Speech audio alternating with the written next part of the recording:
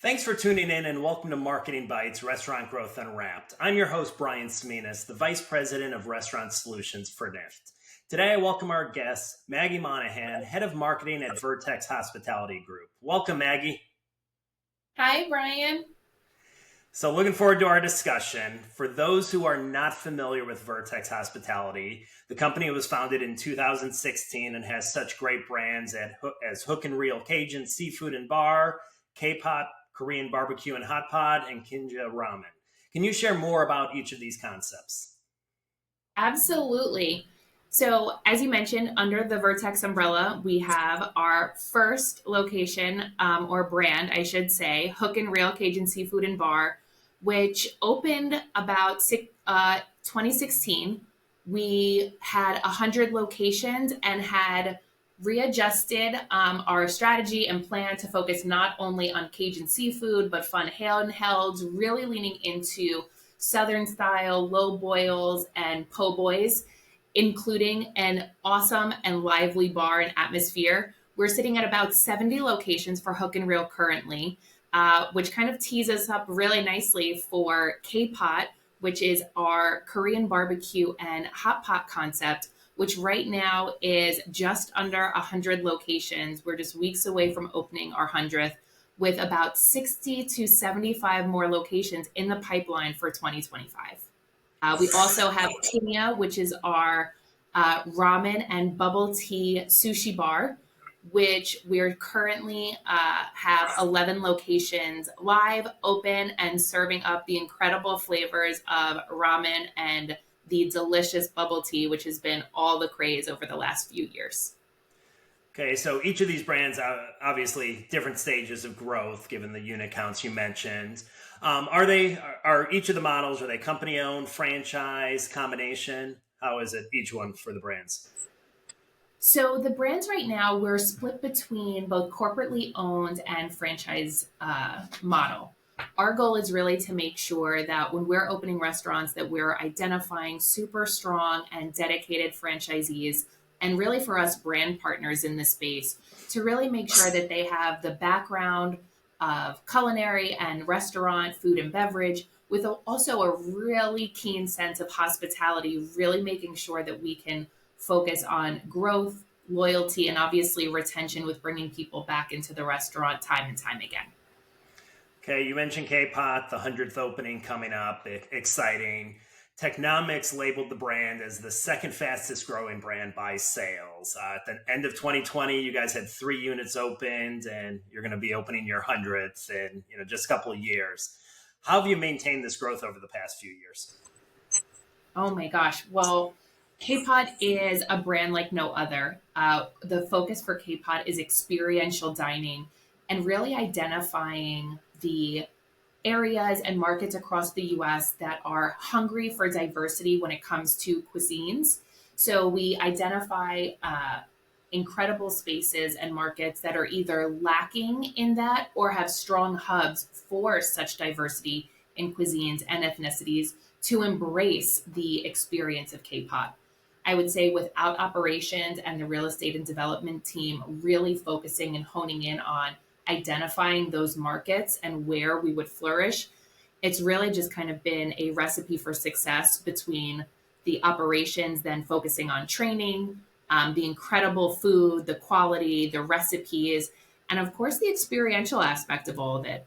One of the things that we focused on this last year is really highlighting that and focusing on really making sure that when people who might be unfamiliar with the brand, that we're really bringing them along in that educational component, letting them know that there's no right or wrong way. It's only your way.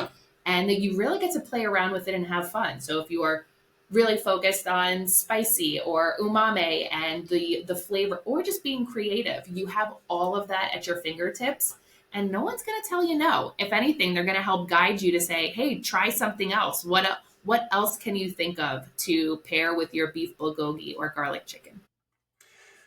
So talked about the 100th. Took you about just over 4 years to get there. I always joke restaurants, it's sort of like children. You have the first one, boy, that's really tough. Second one, a little bit easier. In my case, by the time I had the third one, we barely knew he was even there. Pacifier. Oh, it's only on the ground for 10 seconds. It's not that dirty. I sort of say restaurants, as you grow, you get better at systems, processes. How are your guys' systems and processes? And at 100, is that growth going to continue? Are we looking at 200, 300? What's the plan long term? We're going big, Brian. So one of the things that we faced was when we started to open our first K-Pot locations, we were amidst the pandemic.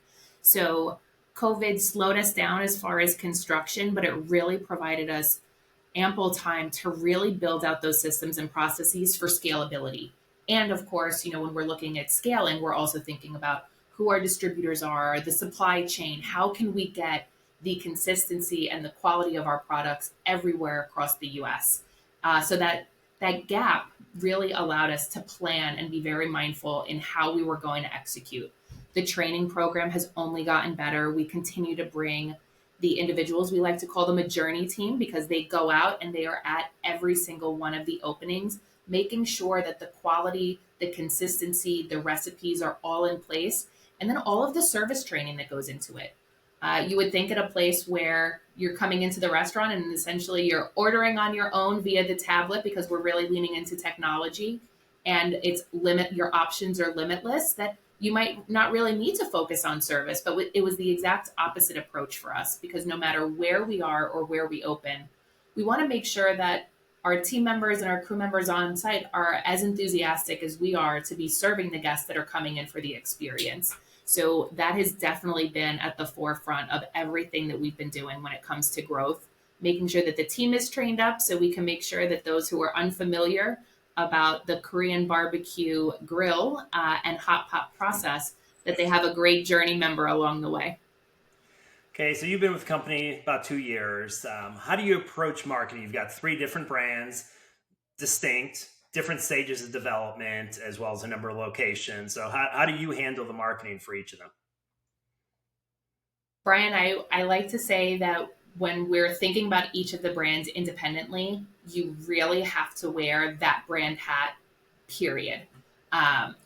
Each of the brands, as you mentioned, it's such a different kind of life cycle.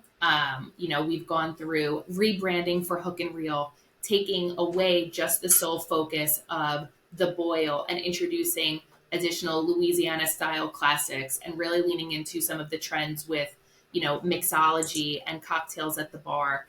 And when we think about K-Pot, we're looking at a brand that is so new, has a fanatical following, even at its 100th location.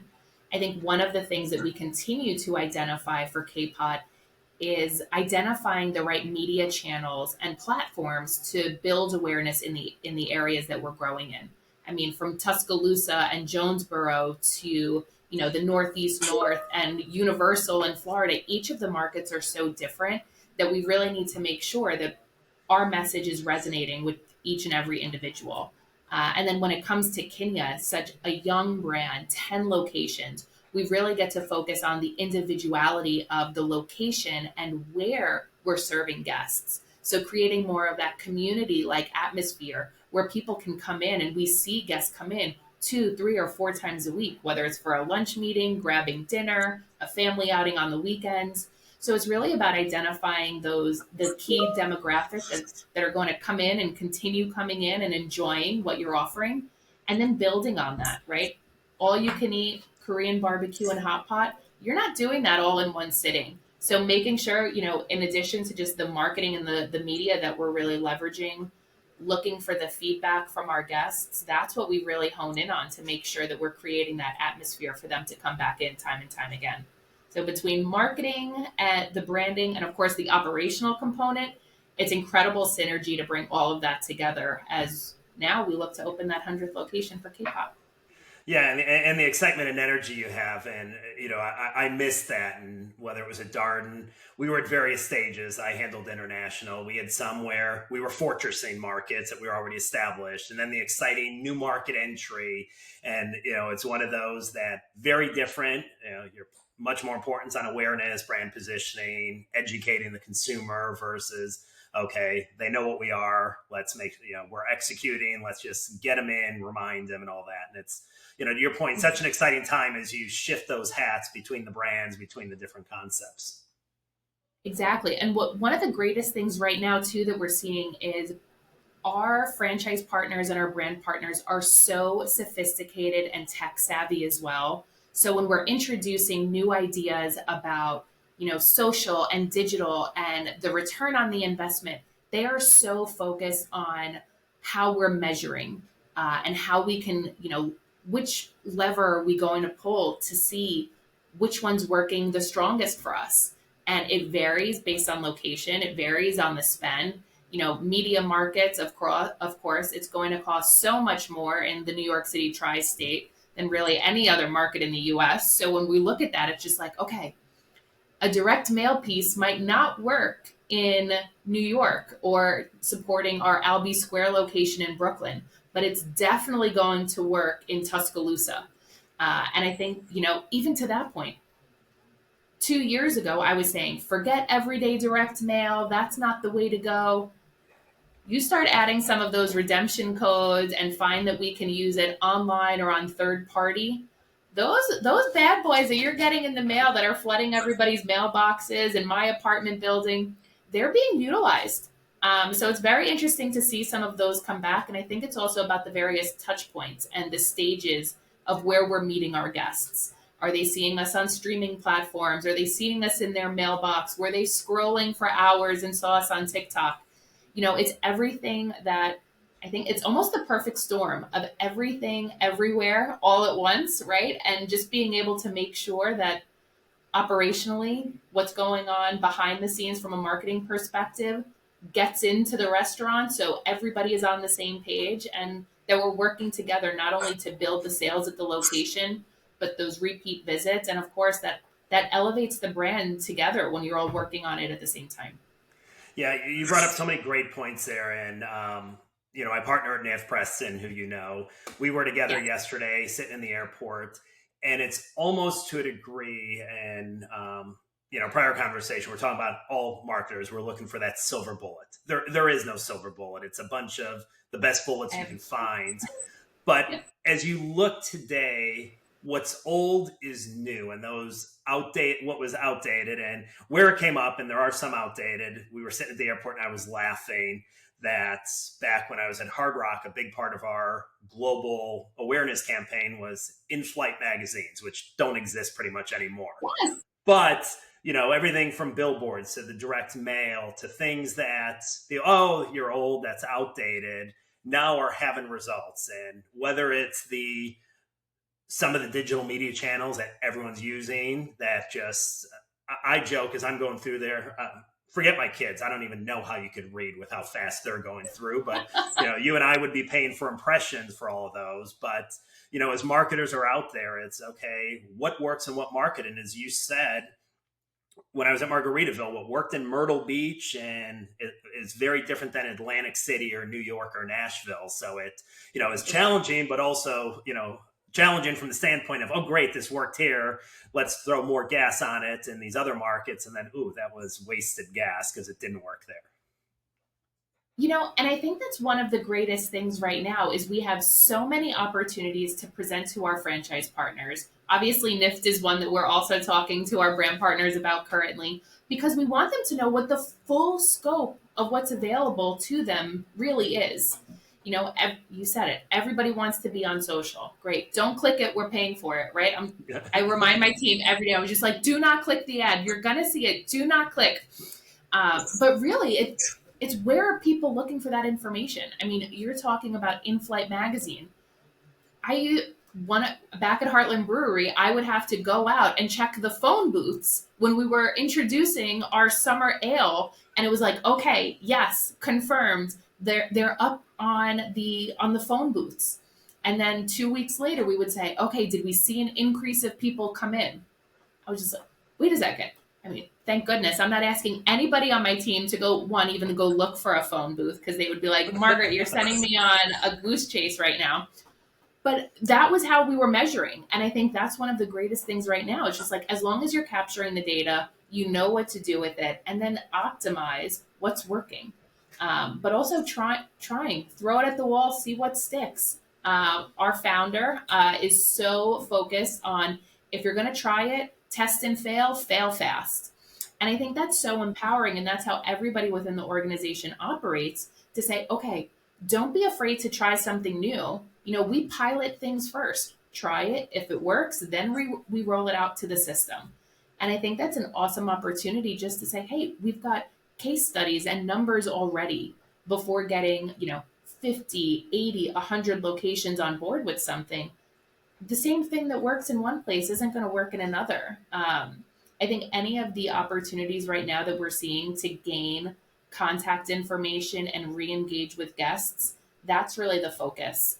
And I think just continuing to build the excitement and highlight all of the different options will continue to be something that we lean into. And yeah, we'll have to think outside the box and get really creative. And I think kind of focused on that 3, 5, and 7 mile radius around each of the restaurants also allows us to have that real community feel and connection.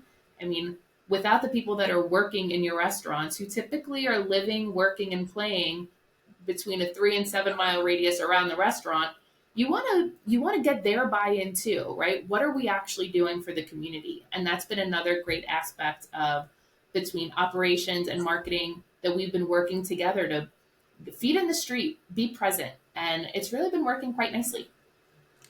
Okay, as a marketer, and I'm now on the other side, on the vendor side, I remember every night looking at sales. What's tomorrow's headache going to be? What's some of the things that keeps you up at night involving your brands? What's the challenges you're facing, and how are you overcoming those? So I guess the biggest thing right now is obviously the focus on third party. We do work with a few right now because really focusing on the delivery aspect is huge, especially during the winter. It's not always sunny in New York. It's not always sunny in New England. So one of the things that we constantly look at is to make sure that we're accessible.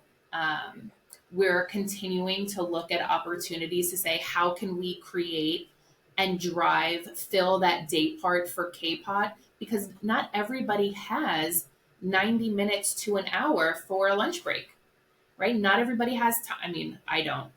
I'm lucky if I get up to grab whatever I brought in for lunch.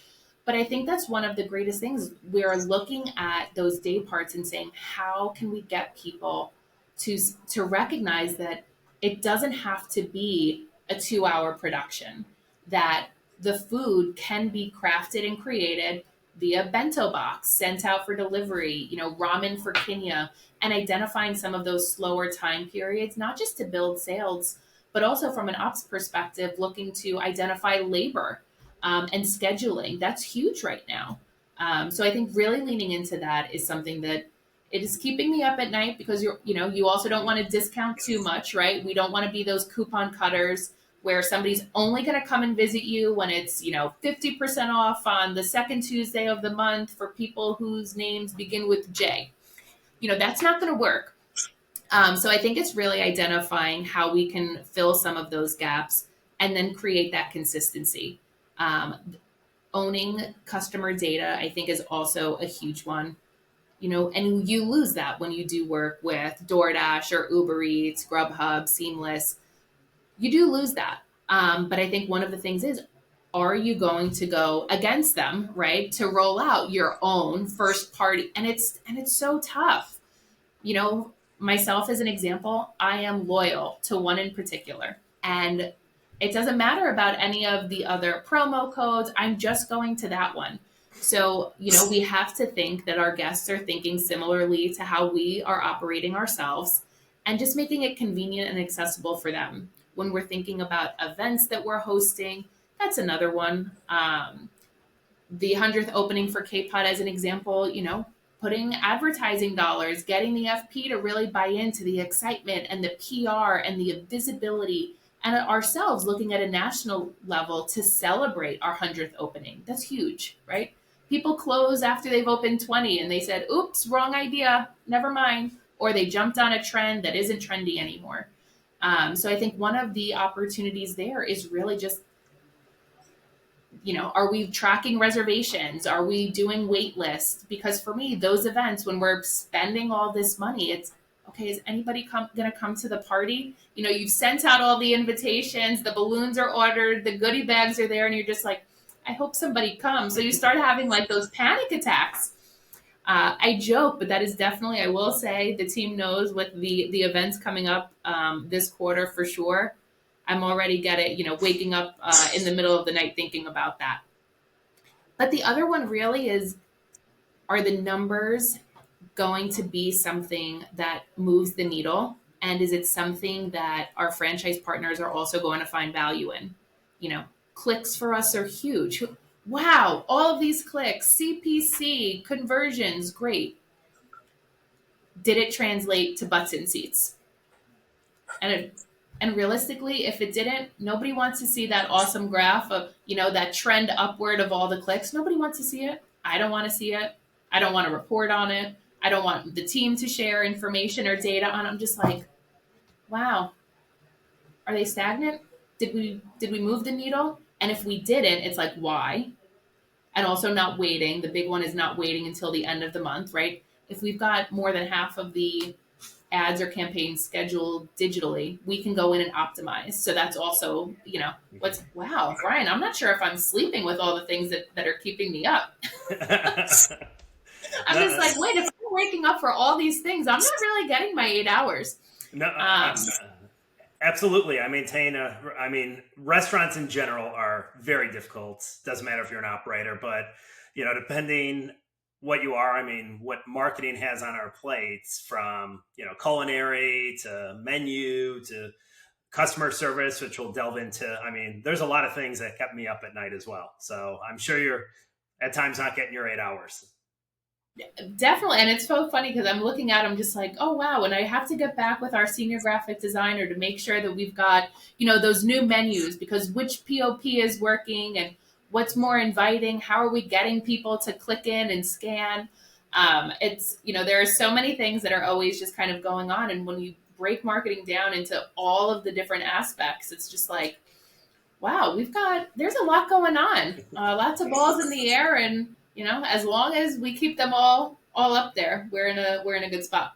Absolutely. So one of the other things that I'm sure probably keeps you up is ratings and review. Critical today.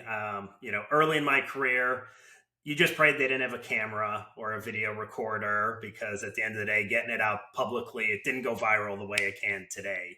How do you deal with, reviews and all that feedback you're getting, wherever it may be? And how do you approach responding to the guests' complaints and, unfortunately, those poor reviews that we know, despite all of operations efforts, we're going to not perform 100% of the time? Sure. Well, the biggest thing I think for us right now is really making sure that operational readiness exists in the restaurant. So luckily, I have incredible counterparts on my side that are working very closely with their regionals and their team members on the restaurant level. Because realistically, we should not be spending any money. And I will say this over and over again. We should not be spending any money if a restaurant is not operationally ready to handle more business, more sale. Abort mission. Because it's so challenging, and even more challenging to win back a guest after they've had a negative experience, especially when you paid for them to come in the first time, right? All of the marketing work, they saw that we just opened and they cannot wait. And then a restaurant disappoints. So operational readiness is huge. We are also really focused on that 48-hour turnaround for reputation and community management. So if a guest has a question or a concern or leaves a review, that they get an immediate response. Realistically, how far is your phone from you right now? It's on me most times, or next to my bed if I'm sleeping.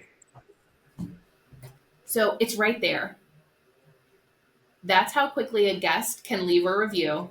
And just as quickly as we could identify where our phones are is how quickly we should be responding. And luckily, we have an incredible team that really, it's not AI generated. They are literally going in, responding to each and every concern. not because I want to go through like this testing program of how quickly are the responses, how creative are the responses, are they matching our brand tone of voice? I mean, and ChatGPT still is amazing. Let's be honest. Like that, I know where some of the responses come from. However, when we're looking at it, we're really saying, okay, did this really happen? How did this happen? How did we miss either a step of service, or was somebody having a bad day? I mean, somebody's always bound to have a bad day.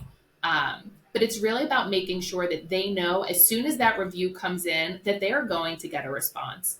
We do try realistically as often as possible to take those conversations offline because we really want to get down to what happened and what the issue was. Um, I know like you said, it's so much easier now to leave a bad review, right? You don't have to call the restaurant. You don't have to make a big scene. What even harder for the restaurant is when somebody leaves a review instead of saying in the moment, hey, what happened? Like, I ordered this an hour ago and it's still not at the table. I think you get that instant gratification if you do that in the restaurant because then it can be rectified. If you don't take that initiative in the restaurant, you don't want to make a scene with the party that you're with, the group that you're with, you're out on date night, you don't want to complain. I mean, I want someone to know if I'm unhappy Yeah. or unsatisfied. But also I know what those reviews can do. Servers, the manager on duty, what happened? I mean, everybody is being called in, after pre-shift to be like, what happened? How did this happen? Were there 4 people at the table? So I really think that diving into the reputation component is huge. We also, I mean, we invite people constantly to leave reviews. Google, we're also utilizing a new layer in our tech stack with Qualtrics to really identify what's going on, what did you think, either how did we surpass expectations, how did we measure up to what you were expecting, and if we fell short, how did we fall short? So that's been a game changer for us. And another added value there, I feel like this is a little plug for them, but we also get to say, you get to create your own questions and survey questions. It takes less than a minute and a half. So 90 seconds, you can find out when they were dining, who their server was, what they ordered, did they have cocktails, how'd you hear about the restaurant? That's my big one. That's all I want to know. How'd you hear about us? Tell me which one. And you choose. And if there were issues or concerns that you experienced, I mean, did a host greet you on your way in? All those things to make you feel special and valued when you go into a restaurant. You have so many options. It's really important for us to know and really drill down on what really set us apart from everybody else. We know, we like to think we know, we position ourselves to be, best in class, like to say that we don't have any competitors in this space because not only quality, but service is so important to us. But at the end of the day, you have to identify there are so many places that consumers and guests have to choose from. So really making sure that you're taking ownership of the service and the experience to provide the best one possible is key. And any of the times where we get to engage with our guests offline, so many learnings behind that negative experience, if there was one. It's really just how committed are you to the guest? And again, just for all of our brands collectively, talk about a differentiator. I mean, yes, we want sales, but we also want to make sure that when people are coming in, it's 4.5 stars or above. We're not here for the ones and twos. That nobody is. But also there are learnings behind those. And I think that they provide great opportunities. And then, of course, when you get to that 4 and you're looking for your 4.5 and you just need some more people in the restaurant, you're ready to pull some additional marketing levers to bring them in. Yeah. No, you touch about so many important things. And, from a standpoint, for those not in the industry, we're pretty precise. I mean, the steps of service, it's set up that if all we need to do, easier said than done, is execute. And, as you said, there's a lot of challenges in the industry. We know the margins are tight. You brought up, and one of my favorites, I totally agree, you gave the fist bump. You can't drive people into a horrible experience. The number of times I've shut all marketing off in restaurants because, to your point, if it costs, 10, 15, 20, $30, for that customer acquisition, the quickest way to have to spend $100 or $200 is have them come in a first time, bad experience. And guess what? We all know if you have a great experience, you'll tell a couple people, exponentially. If it's a bad experience, you'll tell. So, you're done on there. But even as we look at the industry, and I do think there's some of the consumers and probably entitlements are wrong, but over importance or self-importance, for those that aren't true influencers, but the lost art in it, even back a manager table visit. And, forever it was always, what's the worst words you could ever hear? How was your meal tonight? Fine, good, okay.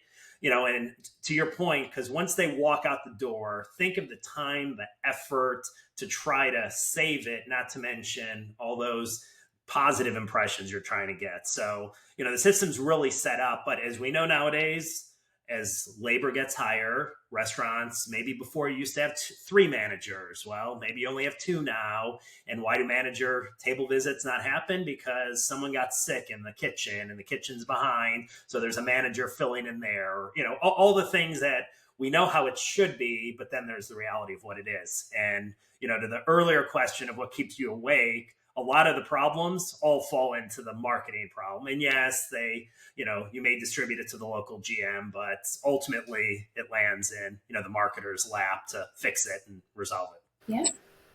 I mean, but what a fun job to have, right? I get to be a fixer, but also at the same time, when the team is focused on solving and creative problem solving, it's just like, how do we also work to get ahead? And I think that that's also a huge one, right? Those guests that are coming in and they're, the loyal ones, they're also always looking for something new. So how do you keep feeding them something new to keep bringing them back in? But yeah, life happens, right? I feel like that's something we say multiple times a day, that, you never know what's going on in the kitchen, what happened with the server on their way to work, or what phone call the guest was just on before they walked into the restaurant. But you're so right. Those table touches are so impactful, huge for our steps of service, especially, when you're thinking about K-Pot, right? An experience where not everybody's familiar. Not everybody knows what to do with the scissors that are there. They're supposed to be used to cut the meat after it's cooked and when you're done grilling.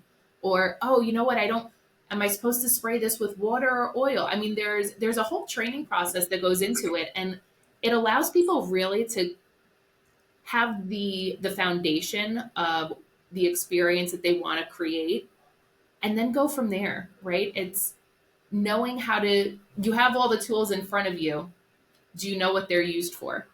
And I think that's also a really big component of it. And those table touches, again, those are tools. The tables are there. The people are there.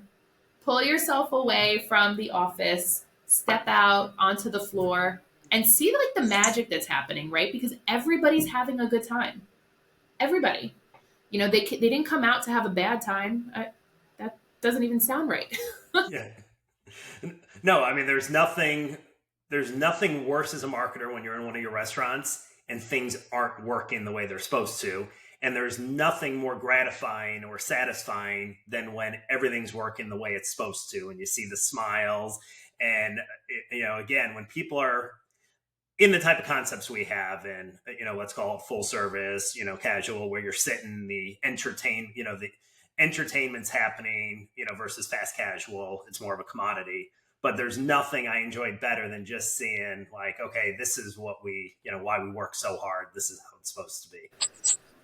100%. I think about, I was just at one of the Howard Beach Hook and Reel locations in Queens, and they are doing everything in their power to continue to bring excitement to the restaurant. So is our Bayonne location, Kearney, New Jersey, just always building an atmosphere within the restaurant. And it's so funny because as soon as you start seeing people that are also busy, what do we say? Oh, I'm in the weeds. The way that our team members just start to perform like no one's business when they're in the weeds. It's almost just like powering up, right? Like Super Mario, you hear the woo, woo, woo. And there they go. They're off. They're the team of, or the table of six that are sitting there. They're waiting for their cocktails. This one has an appetizer that they wanted to bring out. Somebody else is celebrating a birthday, and you just see the buzz and the excitement. It's so exciting. And when you create those atmospheres that even the team members are excited about, that's really when everything else kind of falls into place. So yeah, I remember being in the restaurant, being in the weeds. It was just like, I don't know, did I put that order in? There's the drink, table 12 over there. She wanted Chardonnay. That doesn't look like a Chardonnay. Okay, stay focused. Think about the good time that you are helping the people that you are serving create. And I think that's the best part about hospitality and the industry that we're in, and the experiential dining element of all of it, the fun flavor profiles. Kenya ramen. We're talking about soup. I remember being told, don't slurp at the table. Kenya, they want you to slurp. They want you to have such a good time. Play, drink, have fun. And I think that also just kind of takes you out of that element of just like, let's not take this too seriously. And I say this as far as just, everybody's there for a good time. We're not here for a long time, right? So make it a good time. And I think that that's the most important thing when it comes to just every element of what's driving the business right now. The reviews, the experience, the training, the operations, all of it works together. I haven't heard the word silo within this organization in the last 2 years because they don't exist. Like, the teams literally are so cross-functional. Everybody's on site working to solve the same challenges and learn from some of the other locations that have been open, or some of the brands that have been open a little longer. It's just working so well. I mean, I think that kudos to the team that obviously we have here, and the leadership that has just been bringing the powerhouses within each of the teams and brands together, because everybody's so excited, right? It's not just me. I couldn't be this excited if operations wasn't doing what they needed to do. So it's just everybody working. The synergy is just absolutely incredible. And just, if this is how we feel in the office, we know that everybody in the restaurant is probably having a lot more fun than us. Yeah, no, absolutely. And, you have to do it that way. And everyone's like, oh, it's marketing, it's this. And at the end of the day, and maybe it was early on, I was brought up as an operational marketer and an analytical marketer. So back in the days when it was all about the impressions, and as you say, you got to transfer it. No, that was, hey, we got 4 quadrillion impressions. We win. Okay, sales were awful, but it didn't matter because, we won, and we added complex LTOs that, crashed the kitchen. And, as you talk, when you start getting that synergy, and, a lot of companies that are seeing it, okay, marketing and operations have to be like this. I mean, with COOs, because you've got to make it easy to execute, because the easier it is, the more you're going to hit the marks the way you need to. And, having that silo, just, you're not going to win. And with your expansion model, you can't grow the way you need to, because you need to rely on a lot of things working to keep that growth going. 100%. I mean, the discounting, we're not discount brands, right? Our prices already are so accessible, especially in the markets that we're in, that you don't want a discount, right? If you start discounting, then you're creating habits that aren't going to be beneficial to the franchise partners or to the business. So it's really, as long as you're creating those opportunities within those 4 walls of the excitement, the fun factor, the quality, and that price point, you're setting yourself up for success. And we've come up with some wild LTOs, and sure, we've had to put them on the back burner because we're just like, how do we actually implement? Or, we can only do that in 3 locations. 3 out of 70? Looking real, like, well, that doesn't seem fair. Like, why are we going to be putting those efforts that only can work in 3 locations? But, you can brainstorm. We have menus. We have an executive chef that's been coming in and helping expand those offerings also, for both Hook and Reel and K-Pot, because it's not about the discount. It's not about that price point. People will pay. We know that, right? Brian, are you making a seafood boil at home? No, I'm not. No. when my son was in Boy Scouts, we would go, and I love a seafood boil, but I'm not going to do that and get that smell in my house. Not doing it at home. And I mean, forget it. I love the idea. I'm just like, oh, I can make hot pot. I'm not doing that either. Right. So it's just like people will go for that experience alone. And as long as that menu variety is there and the quality is there, you're great. So I think, you keep looking at some of those opportunities within the four walls of the restaurant and staying far away from those difficult to execute LTOs that realistically aren't going to, build your sales up anyway. And just stay focused on, okay, what's on trend? What are people looking for? What are those flavor profiles that we're looking to mash up these days and have some fun with it? Okay, time in the episode where I love talking to my guests about their personal life and the unique personalities that we have in this industry. So, first question, based on your experiences that you've learned from various leaders throughout your career, what advice would you offer yourself if you could go back and when you first started in your career? Ooh, great question. What advice do I wish I could give? Don't try to put it all on your own plate. I think we've all kind of fallen into that where we're those yes people by nature. Yes, we can. Yes, of course. Yes, my pleasure. No problem. And sometimes I think we don't recognize that if our plate is too full, that we're really not going to be able to focus on everything and that something is going to fall off. And I think that really, yes, you might be able to do a little bit of each thing or try a little bit of each thing that's on your plate, but you'll never really get through it. I think that would have been incredible advice for me because I would say we were burning the candle at both ends. We were saying yes to all of the things. And I'm still guilty of that 100% because I always look at it or to it as a challenge, right? What can I take on? Maybe that's outside of my wheelhouse or that I'm unfamiliar with.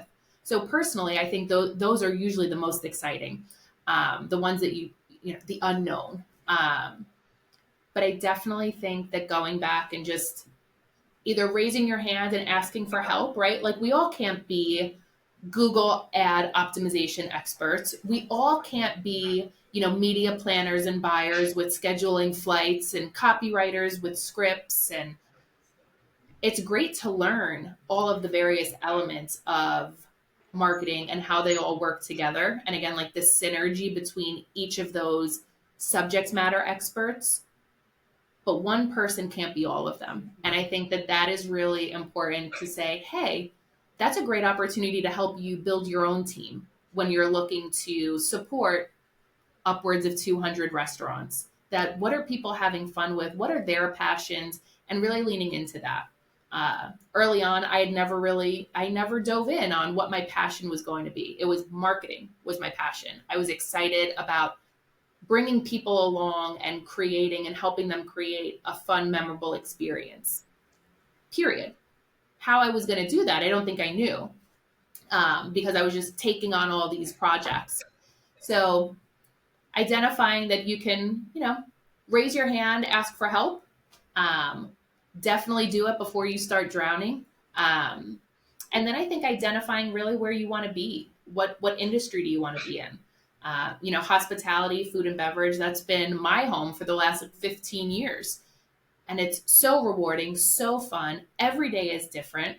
I took some time. I was with a health advocacy nonprofit, and that was so incredibly rewarding. But I missed that excitement of creating those experiences in a restaurant for families, singles, young professionals, tourists to New York City. There are just so many different elements that you get to play around with. So it's been a fun journey, but it's definitely one that I wish years ago I had said, oh, don't take it all at once. Identify and learn all of the pieces before diving in. When you were in elementary school, what did you want to do when you grew up? In elementary school, I remember saying that I wanted to be a police officer.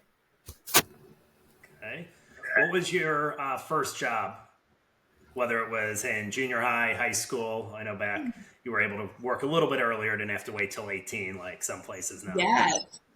Gosh, I was a hostess at a diner, a pizza girl, a hostess in a restaurant before ultimately moving from inside that restaurant to their corporate office at Heartland Brewery. Okay, And I did all those simultaneously. See, that was my plate. I was just like, oh, I want to do this. Oh, let me try that. And there you go. So all three at the same time. That was a fun time for sure. Great. So who's your favorite artist or favorite band? Ooh. Oh gosh, what am I listening to right now? I would say my husband and I went to the Usher concert in Brooklyn a few weeks back. So Usher has still been playing on repeat since then. But Kane Brown also is getting cycled into that mix. Are you a sports fan? And if so, who's your favorite team or teams? Brian, I can't talk about football right now. I'm a Giants fan, so I can't talk about it. Sorry. I can't really talk about football ever, by the way.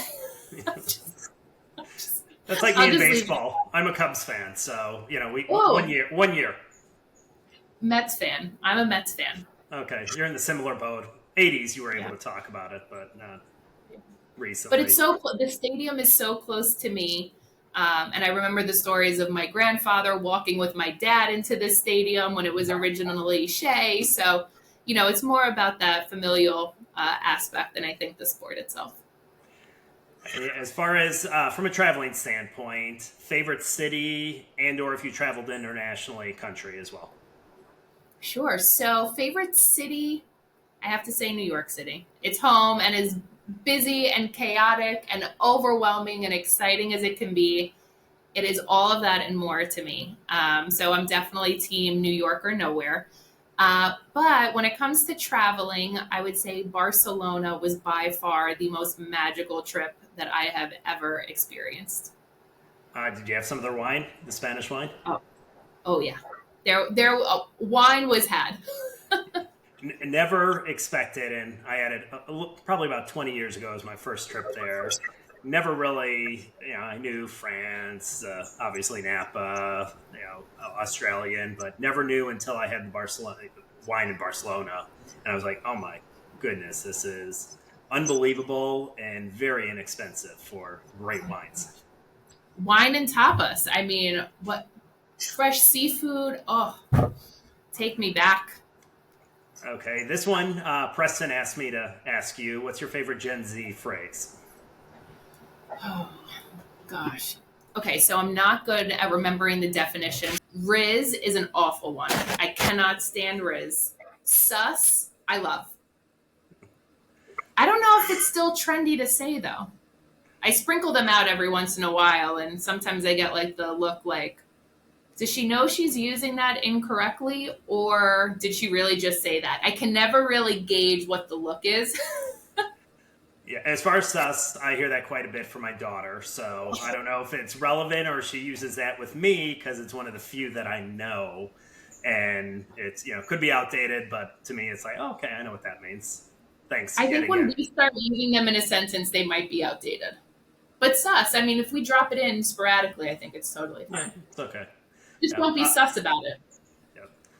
What are you most proud of in your professional career? Most proud of? I've had absolutely incredible experiences throughout my entire journey. For me, I've always had direct access and lines of communication open with C-suite. And that started very early in my career. Even when I was like a hostess at Heartland Brewery, the CEO would come in. And of course, everybody would get nervous and we'd be calling downstairs saying like, he's here. It was almost like the health department was coming in, right? But times 1,000.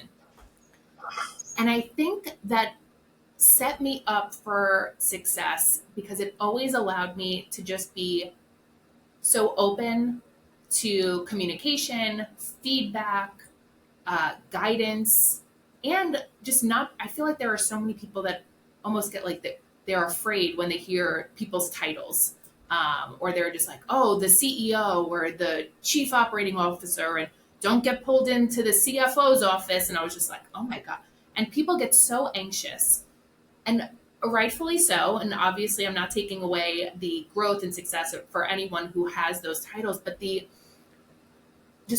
want to say just the most incredible thing for me is I was introduced to that C-suite so early that I have such a profound respect for them and their craft, and also understanding that they're people that have goals and are looking to build teams that are dedicated and committed and have passion. And I think that that's real, that has been so impactful in my own journey, just that line of communication. So I'm grateful for that, because I know that it's not as frequent. Certainly not that I hear that often anymore. Anyway, that oh, you can just walk right into your CEO's office, or oh, let me shoot them a text. I'm like, what? So I think not being afraid, and open to just the possibility of being able to communicate and learn from those leaders, right? They have so much experience, so much wisdom and knowledge that they can help you with. I think that I'm always looking to spend more time, and learn from them, and of course their team, and identify what was it that impacted their career the most. Petrifying as it was 16 years ago, being called into the CEO's office, and I was like, I don't want to go. But it was huge, and I think has always made me so comfortable in those scenarios, to share ideas too, because you're pitching ideas, and it's great to be able to sell your team, and they're just like, yeah, go get them. And then it's like stage fright.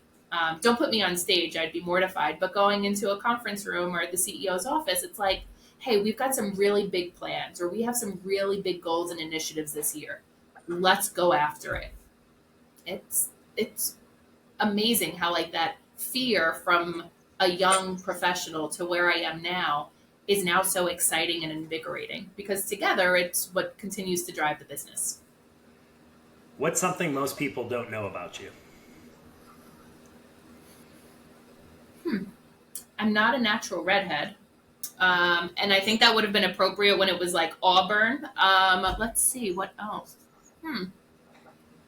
What they don't, I want to say I'm an open book, but there's got to be something.